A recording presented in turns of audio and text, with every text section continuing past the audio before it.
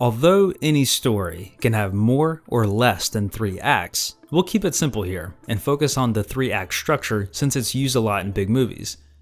Why is it used so much?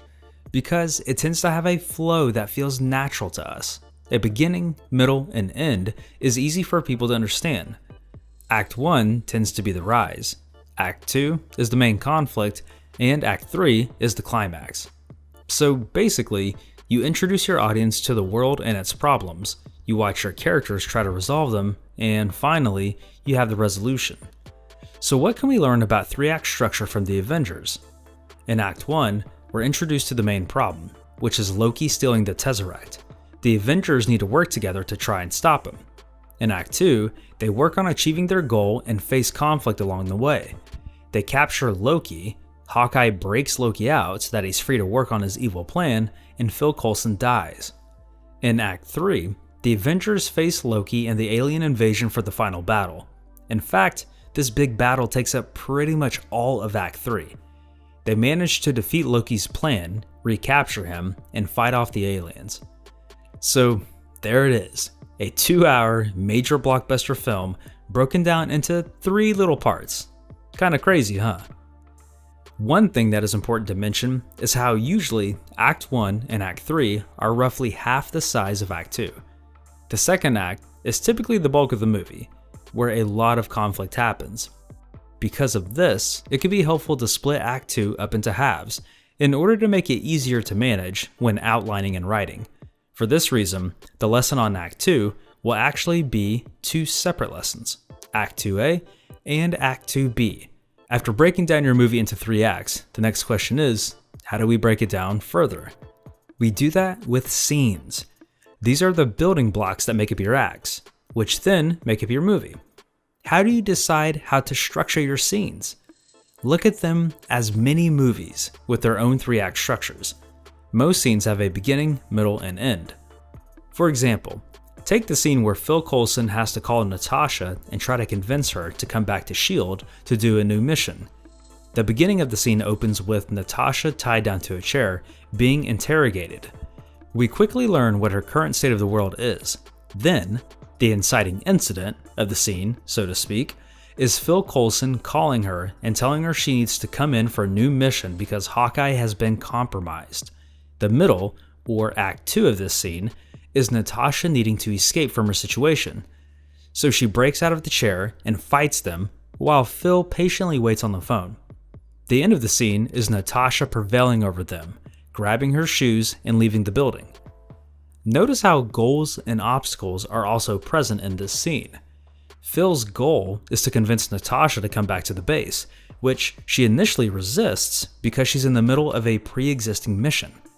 Once Phil convinces her, Natasha's goal is to leave, but her obstacle is the fact these guys don't want her to leave. Conflict naturally arises and Natasha has to fight her way out. Scenes should reveal something about your characters or push the story forward, ideally both. Otherwise, what's the point of including them in your movie, right? Still using this scene as an example, part of Natasha's character is revealed when Phil mentions Hawkeye has been compromised. Since this is the reason she decides to abandon her current mission, we realize that Hawkeye must mean a lot to her. We also learn that Phil is tuned in to the people who work at S.H.I.E.L.D. and they listen to him. Story-wise, we start the scene with Natasha being on a random mission, and the scene ends with Natasha coming back to the base in order to help Nick Fury with their Loki problem. The story has moved forward. To recap again, we started with a story concept.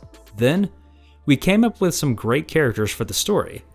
We have the broad strokes of a 3-act structure in place with ideas on how scenes should play out.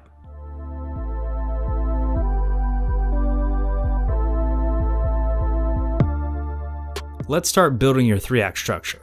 Protagonist was living their life doing blank, when suddenly blank happened. This is your first act.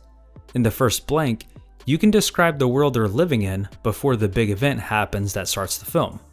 Think about whether it's a life they enjoy or a life they don't enjoy.